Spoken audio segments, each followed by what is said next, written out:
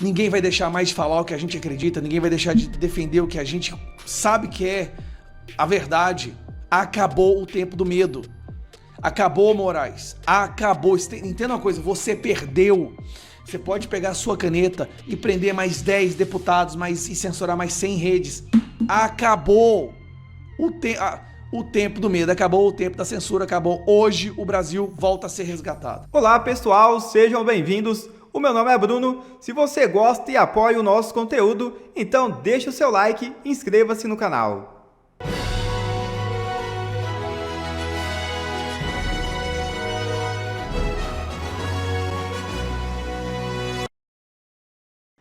Relator escolhido em ação que pretende punir Eduardo Bolsonaro desagrada entidade esquerdista. É isso mesmo. Já tem relator definido a ação proposta por uma entidade que se denomina Associação Brasileira de Juristas pela Democracia, pedindo a punição do deputado Eduardo Bolsonaro em razão das sanções aplicadas por Donald Trump contra o Brasil. Um absurdo. A ação sem pé nem cabeça, mas que poderia prosperar nas mãos de um ministro ativista ou mesmo do próprio Moraes. Felizmente, foi distribuída a Cássio Nunes Marques, um dos 3 ministros da corte que não teriam os vistos cancelados pelo governo Trump. Na arguição de descumprimento de preceito fundamental no STF, a entidade pede que o Supremo reconheça que a atuação de Eduardo junto ao governo Trump constitui violação direta à soberania nacional e ao Estado Democrático de Direito. A ação pretende que o filho de Jair Bolsonaro seja responsabilizado diretamente por causar dano moral coletivo e dano econômico ao país e indenize os cofres públicos em valores a serem apurados. Além de Eduardo, a ADPF ainda mira as Big Techs americanas, acusadas na ação de também participarem das articulações pela ofensiva contra o Brasil. De repente, parece que o sistema de distribuição no STF voltou a funcionar bem. É simplesmente Magnitsky. E um fato novo revelado é mais uma preocupação para o regime brasileiro nas manifestações de hoje. É isso mesmo. Uma péssima notícia para o regime brasileiro, especialmente para o ministro Alexandre de Moraes. A comentarista política Ana Paula Henkel informa que as manifestações deste domingo no Brasil serão transmitidas ao vivo para os Estados Unidos. A responsabilidade da transmissão será do ex-assessor de Donald Trump, Steve Bannon. Ao anunciar a transmissão, Bannon, que conhece de perto o presidente Trump, garantiu que ele não vai parar a sua cruzada contra os violadores de direitos humanos no Brasil. Veja o vídeo. Fui entrevistada por um programa americano muito conhecido aqui nos Estados Unidos, porque é de um ex-assessor do presidente Donald Trump. Os brasileiros devem conhecer o Steve Bannon no War Room. E é impressionante como eles já estão sabendo o que está acontecendo no Brasil. E o Steve Bannon me disse que o presidente Trump, pelo que ele conhece, ele não vai parar. Aí eu falei da manifestação deste domingo e vejam vocês, o Steve Bannon vai transmitir as manifestações deste domingo para os Estados Unidos.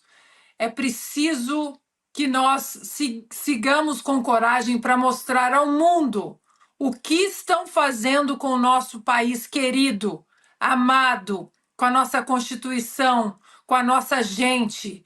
É inaceitável que o Senado continue em absoluto silêncio, eu diria um covarde silêncio, diante de tanta atrocidade e agora, oficialmente com um violador dos direitos humanos na Suprema Corte do Brasil. O que está acontecendo hoje no Brasil?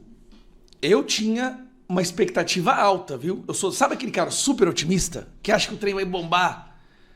Eu estou chocado com o que está acontecendo no Brasil. Eu, por exemplo, até peço desculpas, eu iria para São Paulo participar da manifestação das 2 horas. Só que o que aconteceu aqui em Goiânia hoje não tinha como.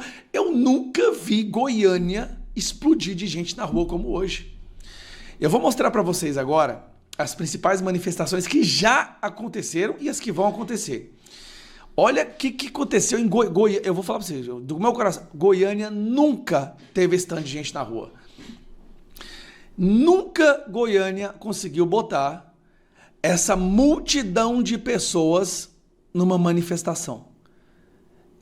eu fiquei estarrecido. Eu falei, meu Deus, eu não vou mentir, eu tava meio apreensivo. Será que vai dar muita gente? Será? Quando eu cheguei lá, eu vi esse mar de gente, eu falei, meu Deus, se Goiânia tá assim, imagina como vai estar Paulista, Rio de Janeiro, BH. Eu nunca tinha visto isso na minha vida. Nunca. E não acaba, é um mundão, velho. Nós batemos o recorde de pessoas nas ruas em Goiânia hoje, no dia 3 de agosto. É um mundão, velho, de gente.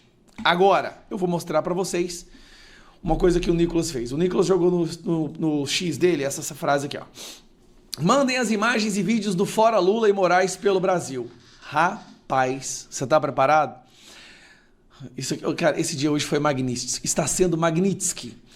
Olha como que tá a situação em Salvador, Bahia. Salvador, Bahia. O carnaval chegou mais cedo. Vamos lá, Goiânia de novo, outra vista aérea de Goiânia. Isso aqui não fez o menor sentido. Goiânia nunca viu um negócio desse. Mas vamos lá. BH, olha a situação em BH. Descendo ainda. Isso aqui é na Avenida Paulista, meio-dia. A manifestação nem começou ainda, tá? Eu tô gravando esse vídeo a 1h35. Nem começou. Isso aqui é 1h30 antes da manifestação. Rio Preto, São Paulo, o povo já fazendo aglomeração. Aí tá aqui de novo, Goiânia. Aqui nós estamos falando de São José do Rio Preto. O povo está nas ruas. Aparece BH de novo, mais Salvador. Umuarama, Paraná. Mais uma vez Goiânia. Não, Goiânia fechou. Desculpa, não é por nada. Goiânia hoje foi uma coisa sensacional. Sensacional. Juiz de Fora, Minas Gerais. Piracicaba. Cadê? O que é isso aqui? Não tem um link não, né? É um Instagram. Piracicaba, Rio Preto. Uberlândia, vamos ver como é que tá Uberlândia. Nós nos colocamos contra todo... Gente do céu, que loucura. Uberlândia. Aqui, onde que é isso aqui? A Praça da Liberdade, Minas Gerais. Nossa, olha isso. Olha isso aqui. Todo mundo com a placa. Copacabana. Nossa nação. E nós acreditamos que nossas palavras e que nossas ações hoje valerão a pena no futuro e que poderemos dizer lá na frente: eu lutei pela minha nação, Senhor, para que nada aqui venha ser em vão. E como Gideão e os 300 que eram um pouco... Vamos continuando. Goiânia de novo. Isso porque tem muitas manifestações que nem começaram, tá, gente? Jundiaí, São Paulo. São José do Rio Preto de novo. Gente, olha isso aqui. Olha o Salvador aqui. Eles têm cabimento um negócio desse. Isso aqui tá parecendo que a gente voltou para 2018, sabe? Brasília. Brasília explodiu.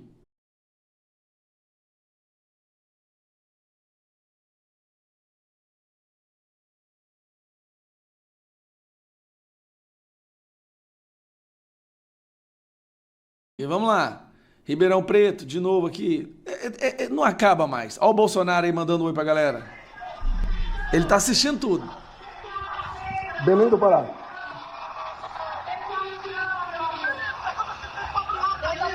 A Michele tá em Belém do Pará.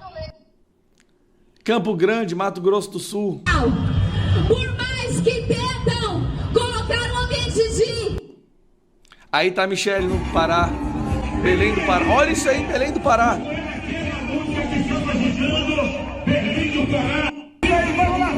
Cara, isso aqui tá uma coisa de louco. São José dos Campos, Vila Velha, Espírito Santo, Belém do Pará de novo. Porque eu nem sei onde é que é isso aqui.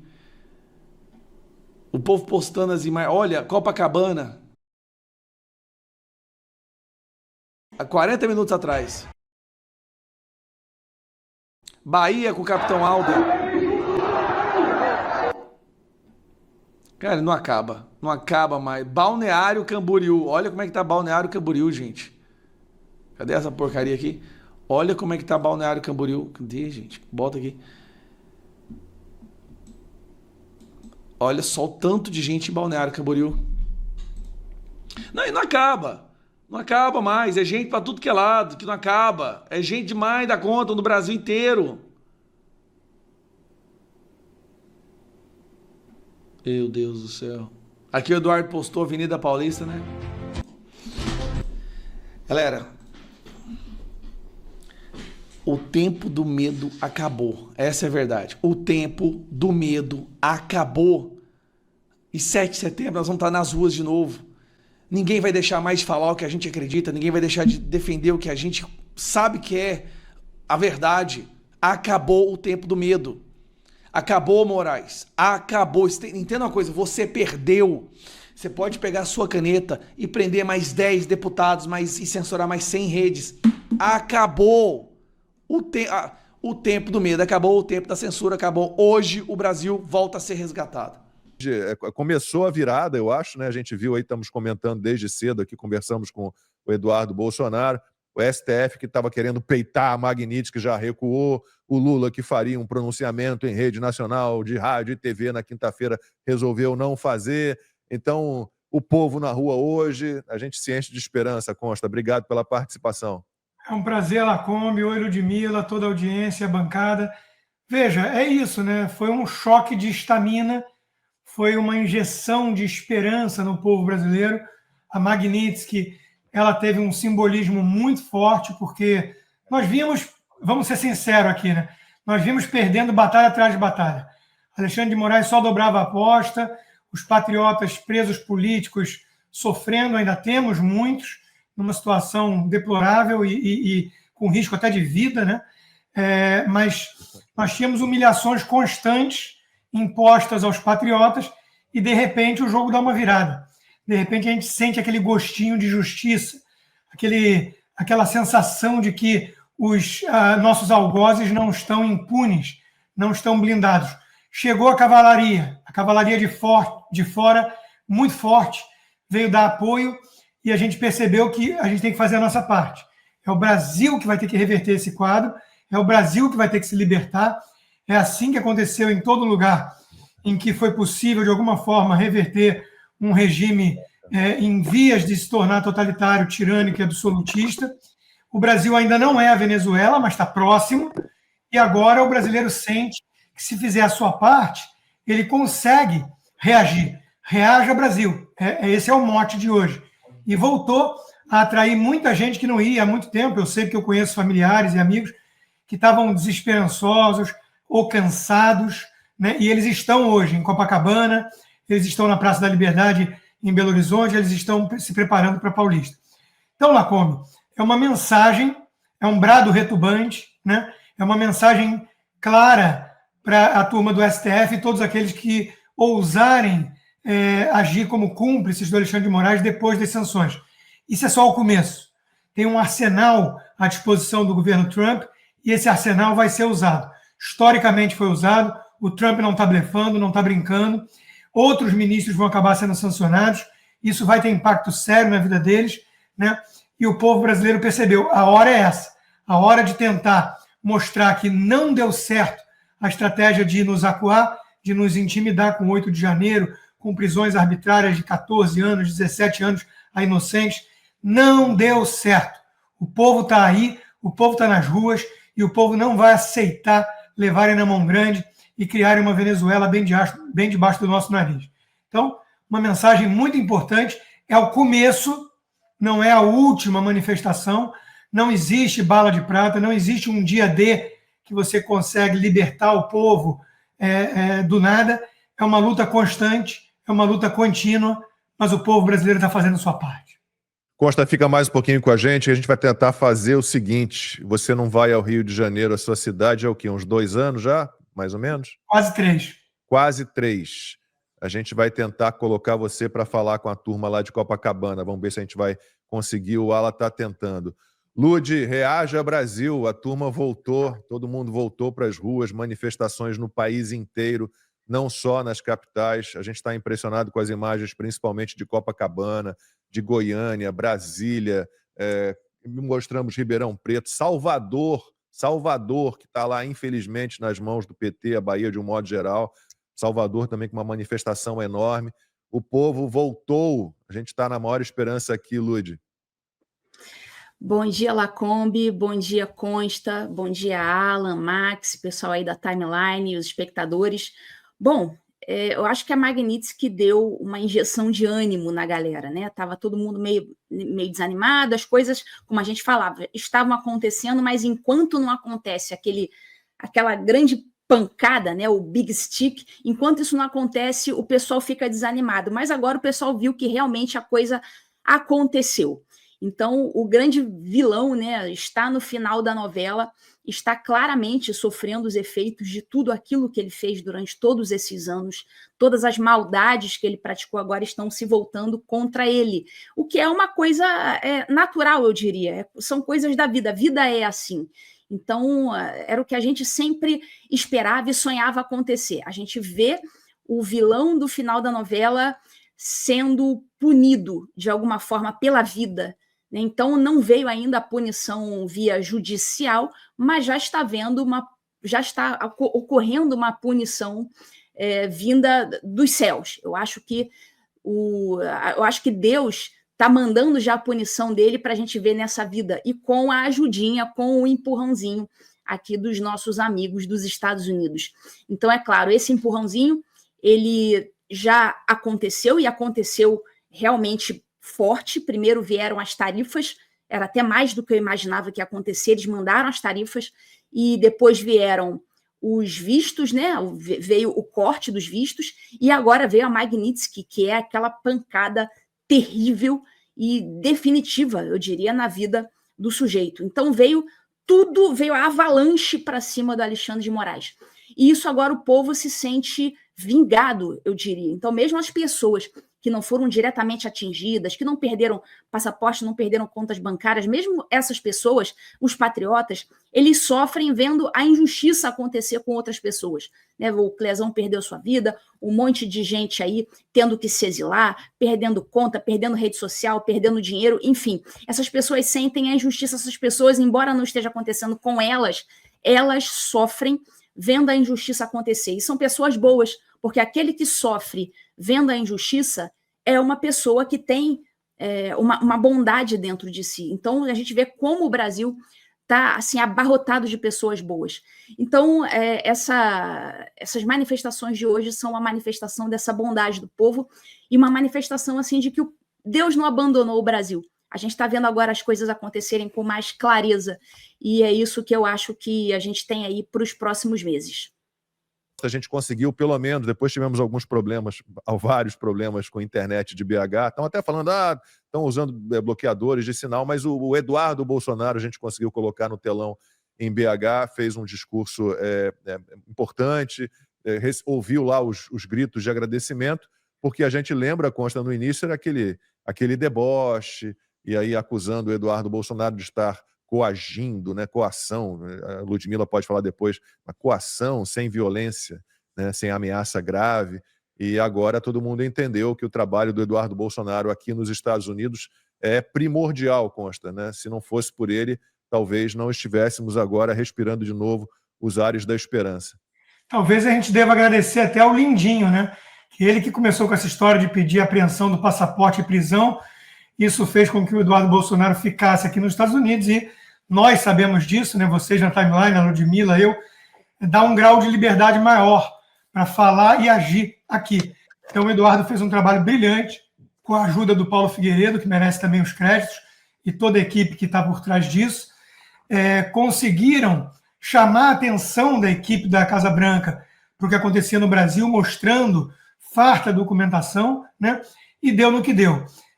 Veja, é lindo ver o povo brasileiro de volta às ruas de forma ordeira, pacífica e patriótica. A bandeira brasileira, o hino sendo cantado, famílias inteiras, né? Isso tem sido a marca registrada das manifestações da direita. Nós queremos a volta da normalidade institucional, da democracia, do respeito à Constituição, da libertação dos presos políticos, do fim do crime de opinião. Eles querem derrotamos o bolsonarismo.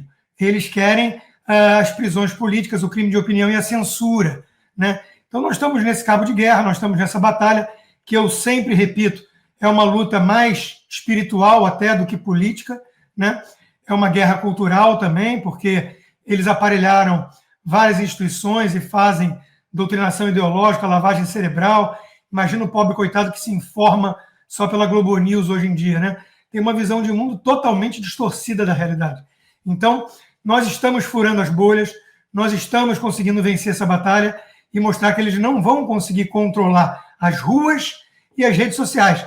O 8 de janeiro e as censuras vieram exatamente para isso, para tentar expurgar a direita dos campos onde ela começou a agir com muito mais inteligência, com muito mais presença.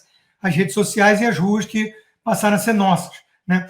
A esquerda não consegue mais lotar as ruas e o Eduardo Bolsonaro foi acusado de dividir a direita, saiu notinha de que isso ia dar munição para a esquerda, o Lula estava morto e o Lula ia se recuperar, a estratégia era deixá-lo sangrar até o ano que vem.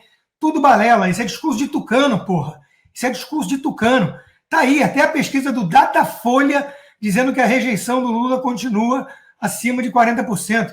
Ele não ganhou com isso, ele não vai ganhar. E se vierem as sanções pesadas e afetarem aí pesado a economia, esquece que vão culpar o Eduardo Bolsonaro. As pessoas entenderam que a culpa é do governo Lula e de quem não está atendendo a demanda do Trump, que tem a ver com eleições limpas, anistia e parar o julgamento injusto a Jair Bolsonaro. É isso que ele está demandando.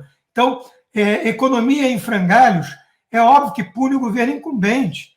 Então não tem essa de achar que deu munição para o Lula e o Lula vai crescer com um discurso de soberania nacional. Isso é não entender nada de nada, na minha opinião.